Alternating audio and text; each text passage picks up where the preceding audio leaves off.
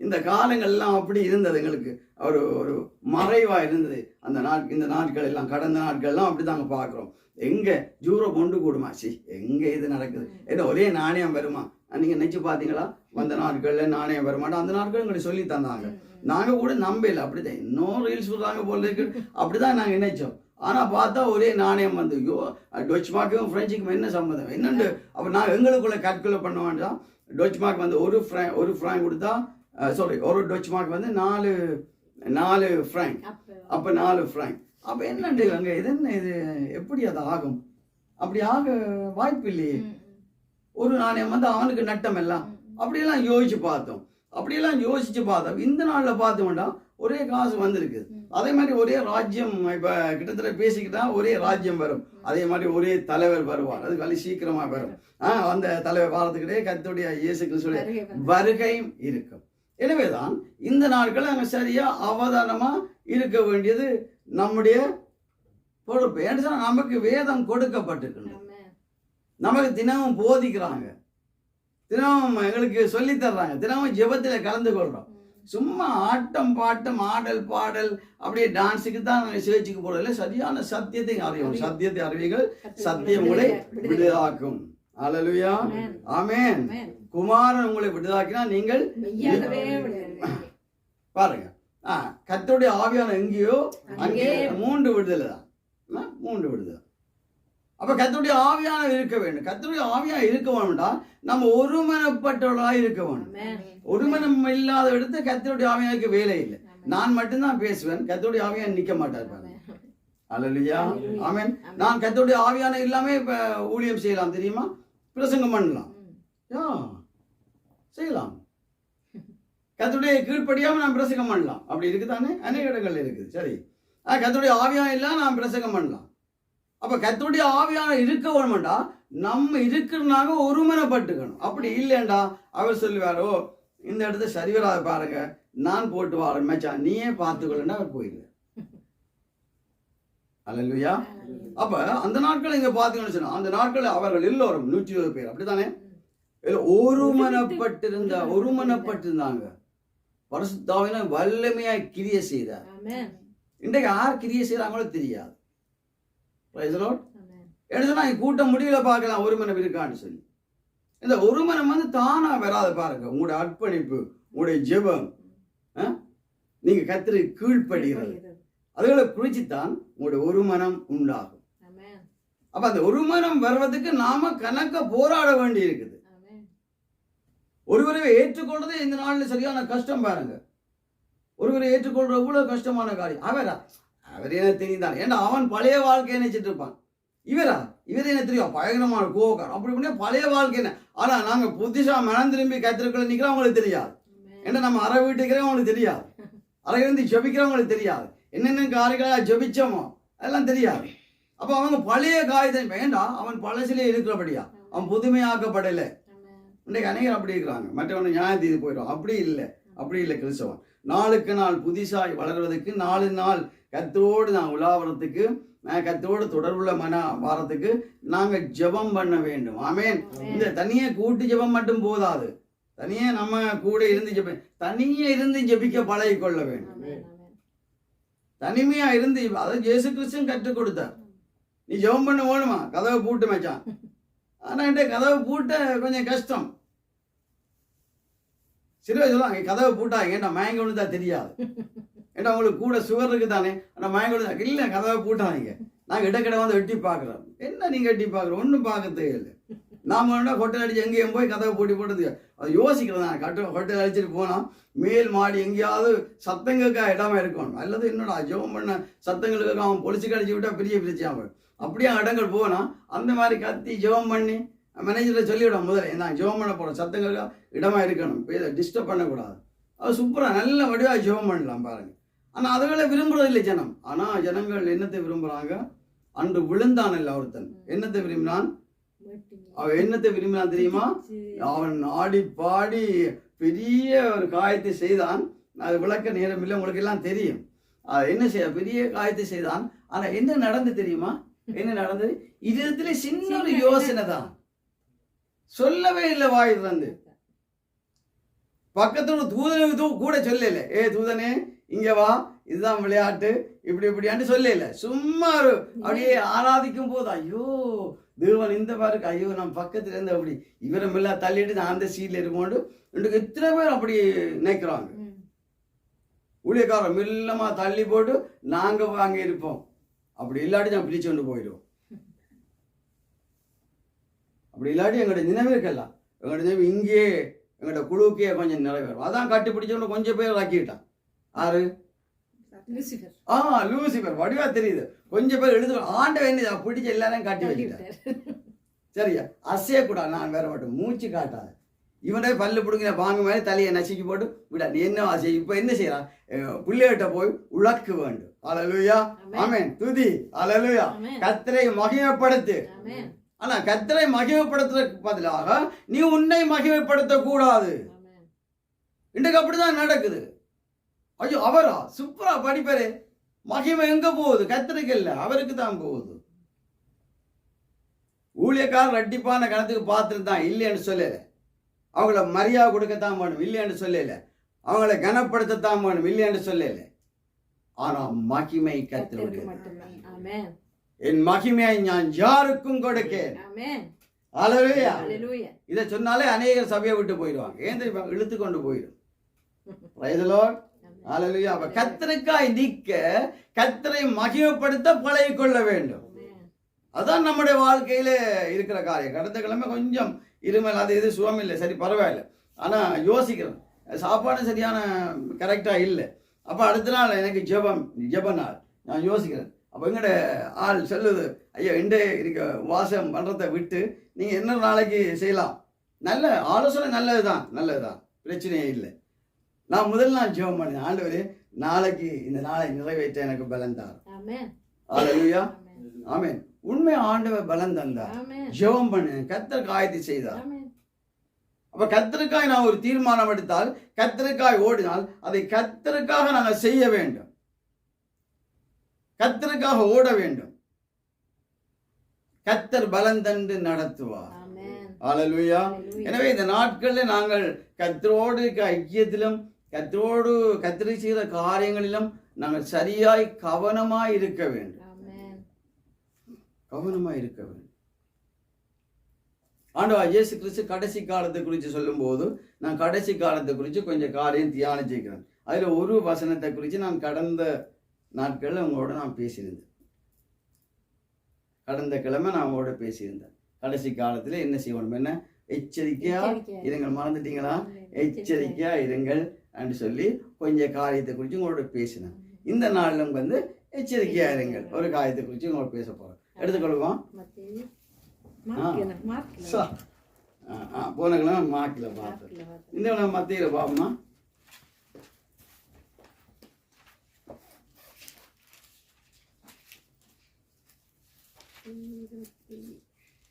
ஏழாம் அதிகாரம் எடுத்துக்கொள்ளுங்க. ஏழாம் அதிகாரம் 7ஆம்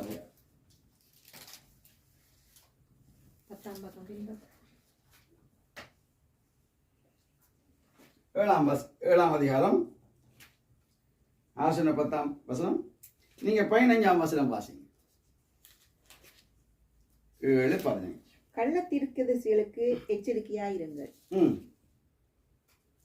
கள்ளத்தீர்க்கதரிசிகளுக்கு எச்சரிக்கையாயிருங்கள், அவர்கள் ஆட்டுத்தோலை போர்த்துக்கொண்டு உங்களிடத்தில் வருவார்கள், உள்ளத்திலோ அவர்கள் பட்சிக்கிற ஓநாய்கள். ஹலோ, நிக்கிறீங்களா? இருக்குதா? அநேக இடங்கள் இருக்கு. என்ன அப்ப கர்த்தராகிய இயேசு கிறிஸ்து தான் இந்த வசனத்தை சொன்னார். அப்ப நாம ஏன்னு சொன்னால், என்னுடைய பிள்ளைகள் என்ன செய்யக்கூடாது? ஏமாந்து போகக்கூடாது. கள்ள தீக்கேசலுக்கு நீங்க எச்சரிக்கையாயிருங்கள். அவர் என்ன செய்வாங்கண்டா, ஆட்டுத்தோலை என்ன மாதிரி ஆட்டுத்தோலை போத்துக்கொண்டு அவங்க கொடுத்து வருவாங்க. அப்ப எப்படி வருவாங்க? எப்படி தெரியுமா? நான் உங்களுக்கு ஒரு விஷயம் சொல்றேன்.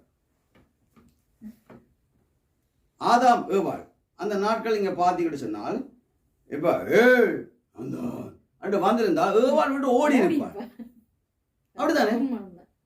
பறந்திருப்பாள். அப்ப அங்கேயும் ஒரு ஆட்டுத்தோல் பாருங்க, அப்படி மெதுவா நைஸா. பாம்பு தோல். இயேசு கிறிஸ்து என்ன சொன்னா தெரியுமா? நீங்க சர்ப்பத்தை போல விடாமல் உள்ளவராய் இருங்கள். என்னது இருங்கள். இருங்க, புறாவை போல. கபடற்றவர்களாய் இருங்கள். நானும் வைஃபும் கழிச்சு கொண்டிருக்கும் போது எல்லா மிருகங்களையும் ஆண்டவர் படைச்சார் பாருங்க, எல்லா மிருகத்தையும் ஆண்டவர் படைச்சார். ஆனால் எல்லாத்தையும் நாங்க ஜூவில பாக்குறதுக்கு ஆசையா இருக்கும். சிங்கமா இருக்கும், அது பயங்கரமான மிருகம் தான் சிங்கம், சரியா? என்ன ஆனா பாம்பை மட்டும் கண்டா அரியண்டமும் பயம் ஏதோ ஒரு காரியம் இருக்கு. அதுல டிவில கூட பார்க்க நிப்பாட்டு பிள்ளைன்னு சொல்லுவாங்க, அப்படித்தானே? புத்தகத்துல இருந்தா கூட பாம்பு ஏன் தெரியுமா? பாம்பு சபிக்கப்பட்டது, அப்படித்தானே? சர்ப்பத்தை ஆண்டவர் சபித்தார். அதுதான் எங்கட கண்களுக்கு அது பயமா இருக்குப்பா. ஹலோ, நான் சாபத்தை குறித்து பேசல. அப்ப நீங்க பாத்தீங்கன்னா நாங்க கவனமாய் இருக்க வேண்டும், எச்சரிக்கையா இருக்க வேண்டும். இவங்க இப்படித்தான் வருவாங்க, எப்படி நைஸா வருவாங்க. ஹலோ பிரதர் அப்படின்னு வருவாங்க. உள்ளத்துல பட்சிக்கிற ஓநாய்கள். சத்தியத்தை பேச மாட்டாங்க, பொய்ய பேசுவாங்க. இதை செய்தா பிரதர் கர்த்தர் உங்களை ஆசீர்வதிப்பார், இதை செய்தா கர்த்தர், ஆனா உள்ளுக்கிறது ஒண்ணு சொல்ல மாட்டாங்க. அப்ப பட்சிக்கிற ஓநாய்கள். அவங்க என்ன, யார எப்படி இதுக்கு நீங்க அவதானமா இருக்க வேண்டும். இந்த உலகத்துல நீங்க பாத்தீங்கன்னு சொன்னால் இன்றைக்கு என்ன ஊழியமே இன்றைக்கு அநேக இடங்கள்ல ஆட்டுத்தோலை போத்த மாதிரி போச்சு. எப்படி கண்டுபிடிப்பீங்க? ஆவியானவர் கிரியை செய்ய வேண்டும். அல்லேலூயா. ஆவியானவர் நம்மோட பேச வேண்டும், உண்மையை கண்டுபிடிக்க வேண்டும். சில சமயங்கள்ல கஷ்டம் தான், கொஞ்ச நாள் போக தெரியும். ஆண்டவர் சொல்லும் போது சொல்றேன், அவரோட கனிகளால நீங்க அறிவீர்கள். அல்லேலூயா. இன்னொரு காரியத்தை நீங்க பாருங்க. இன்னொருத்தன் வஞ்சிக்கப்பட்டு விழுந்துட்டான், சிம்சோன் பாருங்க. டேய் இன்னும் கொலையா செய்துவேன் இல்ல என்ன, ஐயோ இவ்வளவு தெரியல என்ன, இவ்வளவு காரியத்தை சொல்லி அவன் மேல் இரக்கமா இருக்கிற மாதிரி காண்பித்து, யோசிச்சு பாருங்க, அவன் மேல் இரக்கமா இருக்கிற மாதிரி காண்பிச்சு உள்ளத்துல இருக்கிறது ஓநாய். அவன் எப்படியாவது சரி கட்டுற எண்ணம். ஆனா வெளியில வேஷம் பாத்தீங்கன்னா ஐயோ அப்படிதான் இந்த அநேக ஜெபம். ஐயோ இது என்ன, இது உண்மையாய் மனம் கசந்து அழுகிறதுக்கும் சும்மாய் அழுகிறதுக்கும் வித்தியாசம் இருக்கு பாருங்க. நான் கண்டுபிடிக்கலாம். ஏதோ ஐயோ அழுத மாதிரி ஜெபிக்கிறேன். ஏன் அப்படி ஜெபிக்கிறார்? ஏன் அப்படி ஜெபிக்க வேண்டும்? அநேக இடங்களை போனா அப்படிதான் ஜெபம் பண்ண ஒரு அழுது ஜெபிக்கிறது, அழுது ஜெபிக்கிற மாதிரி ஜெபிக்கிறோம். அது இல்லை அழுக. உள்ளத்துல உண்மையா அழற புரியும்பா தெரியும் பாருங்க. எனவேதான் இந்த நாட்கள்ல சரியான கவனமா எங்களோட வாழ்க்கையை நாங்கள் கொண்டு போவது அவசியம். என்ற கடைசி காலத்தில் இந்த வார்த்தைக்கு பஞ்சமான காலம் வந்து விட்டது. வார்த்தைக்கு பஞ்சமான, இன்றைக்கு சரியான காரியத்தை சரியாய் சொல்வதற்கு ஆக்களி. அதுக்காக நாங்க ஏதோ பெரிய எல்லாம் தெரியும் என்று நான் சொல்ல வரையில்லை. நான் சத்தியத்தை அறிந்தால் சத்தியத்தின் பிரகாரம் நான் வாழ வேண்டும். உண்மைத்தனம் எப்படி, நீதி எப்படி, கர்த்தருக்காய் வாழ்ற வாழ்க்கை எப்படி, பரிசுத்தம் எப்படி. கண்ட பாட்டுக்கு போய் சொல்லுவாங்க, உண்மையே இல்லை. அநேகரை பார்த்தீங்கன்னு சொன்னா கிறிஸ்தவ உலகத்துல பாவம், இன்றைக்கு கிறிஸ்தவ உலகத்துல அநேக பாவம் பெருகிட்டு பாருங்க. உண்மை இல்லை, மரியாதை இல்லை, ஒன்றும் இல்லை. கூசாம ஏதோ சொல்லுவாங்களா? ஆனா அந்த நாள்ல கூட நாங்க அப்படி சொல்றது இல்லை. எப்ப கிறிஸ்துக்கு அறியாத காலங்களில் சொன்னா ஆட்டி அங்க நெருப்பு முளக என்ன செய்வாங்க, முளக பிச்சு போட்டு வாய்க்க வைப்பாங்க. அப்படி அந்த பயம் கூட இன்றைக்கு இல்லாம போயிடுது. உண்மைத்தனம் இல்லை, உண்மை விலகி விட்டது, ஓநாய்களாய் மாறிட்டாங்க. கொடுத்த வாக்கில உண்மை உள்ளவனா இருக்கணும். கொடுத்த வார்த்தை கொடுத்தா வார்த்தையில உண்மையா இருக்கணும். நீ வார்த்தை கொடுத்த வார்த்தையில நீ உண்மையில் அடிச்சுட்டா என்னென்ன கடவுள்கிட்ட வார்த்தையை நீ மற்றவனுக்கு பேச முடியும். அப்ப நம்ம கண்டுபிடிக்கலாம் எப்படி என்ன தோலன் கண்டுபிடிக்கலாம். உண்மை உள்ளவர்களாக இருக்கிறதுக்கு நம்ம ஜெபம் பண்ணணும் பாருங்க. சில பேர் சொல்லுவாங்க, ஐயோ பாஸ்டர் உங்களுக்கு தெளிவாடிக்கிற சொல்ல மறந்துட்டேன், ஒரு உலகமே மறந்துட்டேன். அப்போ ஒரு உலகமே ஜெபிக்கல, நீ ஜெபிக்கல. நீ உண்மையா ஜெபிக்கிறவனா இருந்தா வாக்கு கொடுத்தா ஆவியானவர் பேசுவார். அல்லேலூயா. என்ற அனுபவத்தை நான் உங்களுக்கு சொல்றேன். ஐயோ இந்த இடத்தை இன்னும் சொல்லி போட்டேன், உடனடியா மன்னிப்பு கேட்போம், மறந்துட்டேன். ஆவியானவர் பேச ஒரு கிழமை நீ கல்வி அடிக்கிறான்டா, ஒரு கிழமை நீ ஆவியானோட தொடர்பு இல்லை, இயேசுவோட தொடர்பு இல்லை, நீ உண்மை உள்ள மனுஷன் இல்லை. அல்லேலூயா. எத்தனை பேர் நீங்க நம்புறீங்க அதை? உண்மை. ஒரு வார்த்தை நான் இங்க தவறு சொன்னால் கூட ஆண்டவர் அந்த ஜெபத்தில் ஆண்டவர் சொல்லுவார், இன்னும் சொல்லிட்டா அடுத்த நாள் போய் சொல்லுன்னு. அது அப்படியே எவ்வளவு காரியம் சொல்றேன். ஏன்னா நம்ம இருக்கிற மனுஷனா இருக்கிறோம், ஆவியான கிரியை செய்யறது தான். அந்த சில சமயங்கள்ல ஏதாவது மிஸ்டேக் வரும், சில சமயங்கள்ல அப்படியே மாறி சொல்லலாம், முடியலாம்.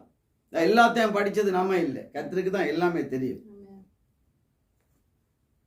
100% ஒரு மனுஷன் சரியா இருக்க முடியாது, கஷ்டமான காரியம்.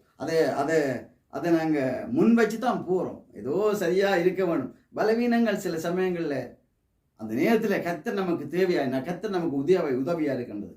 எனவே உண்மையாய் வாழ, உண்மையாய் நிற்க நாங்க பழகிக்கொள்ள வேண்டும் கர்த்தருடைய சமூகத்தில்.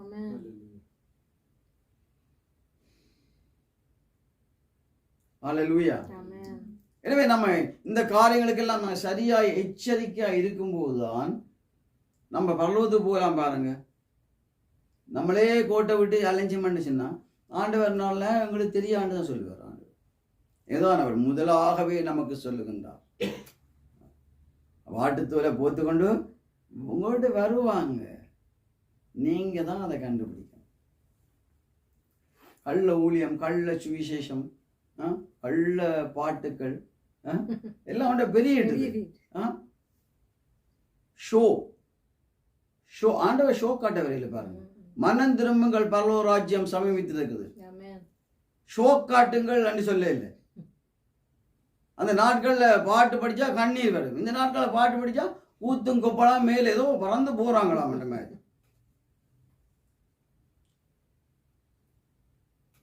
உண்மையா தான் சொல்றேன். பாடல் எல்லாம் நம்மை உருவாக்கும். அல்லேலூயா. நம்மை உருவாக்குற பாடலா இருக்கணும். சில இடங்கள்ல பாடல் படிச்சா கண்ணீரோட அந்த பாடல்ல கூட மனம் திரும்புதல் ஏற்படும் பாருங்க.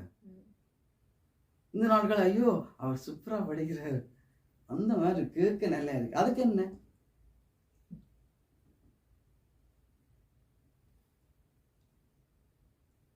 அல்லேலூயா. ஆமென். எனவே தான் கவனமாக இந்த ஊழியத்தில கூட எல்லாத்திலும் பெர்ஃபெக்ட் கவனமாக எச்சரிக்கையா இருக்கிறது நம்முடைய பொறுப்பு. இன்னும் இதுல கண்ண காரியங்களை குறித்து பேசலாம். இன்னும் ஒரு வசனத்தை இங்க வாசிக்க பாருங்க. மத்தேயு 18ஆம் அதிகாரம் 10ஆம் வசனம்.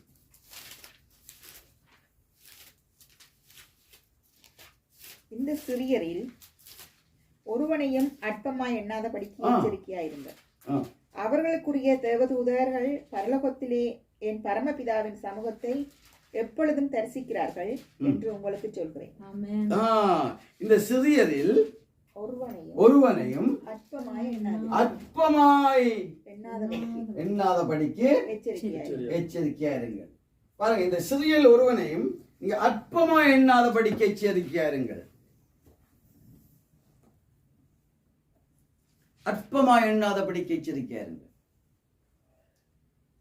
ஏண்டா ஒருவரையும் நாங்க அற்பமாக எண்ணக்கூடாது.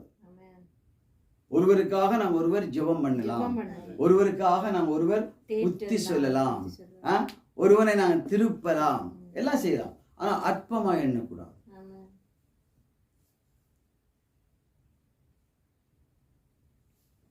ஆனா நாங்க எவ்வளவு பேர் அற்பமான்றோம்?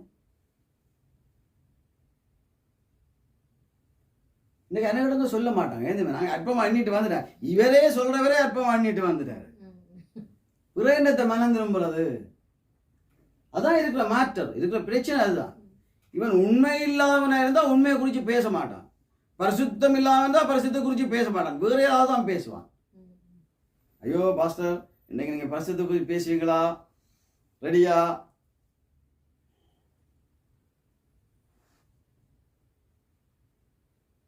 அப்ப நம்ம மற்றவனை அற்பமா என்றதுக்கு நாங்க யார்?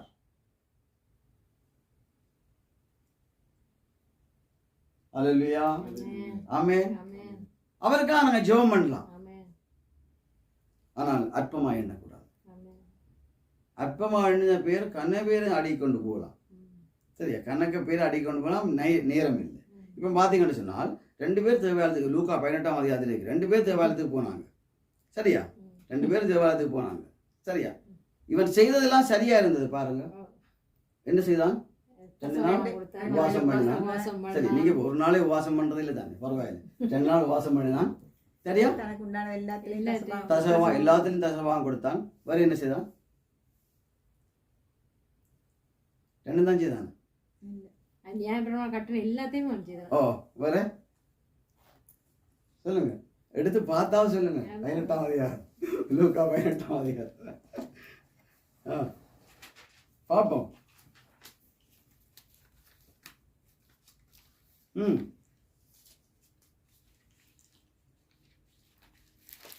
பாருங்க, அவன் சொல்றான், சில காரியம் சொல்றான்.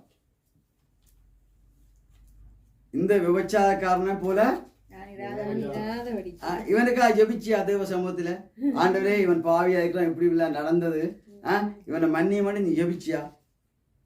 இல்லையல்ல, ஜெபிக்க இல்லையா? சரி, வேற அநியாயக்காரன். அவன் அநியாயக்காரன் தான் உனக்கு தெரியுது என்ன? அவன் அநியாயக்காரன் தான் உனக்கு தெரியுது. அவனுக்காக ஜோம், சரி, அவனுக்கு சொல்ல உனக்கு கஷ்டம், அவனுக்காக ஜோம் பண்ணுனியா, மண்டாடுனியா, அவனுக்காக ஜோம் பண்ணுனியா? சரி, வேற பரிகாரம். பரிகாரம் நீங்க ஒன்று வச்சுக்கலாம், நான் பறிச்சுட்டு போறேன் பிற்பகல், அது கூட கொஞ்சம் கஷ்டமா தான் இருக்கு. என்ன பரிகாரம்? அப்படி அநேக வார்த்தைகள் சிலவுல விளங்க, எனக்கும் தான் விளங்க, கொஞ்சம் கற்றுக்கொள்ளவும். கத்திரக்கு சோத்திரம். அந்த ஆயக்காரனை போலவும் இருக்காது, ஆயக்கார போலவும் இராதபடிக்கு நான் உம்மை அப்படி அற்பமா எண்ணி தான் பெர்ஃபெக்ட் நீதிமான் வந்திருக்கிறேன். அப்படி நாங்க சபை நடத்துவோம் என்றால் நாங்களே எங்களுக்கு போயிட்டு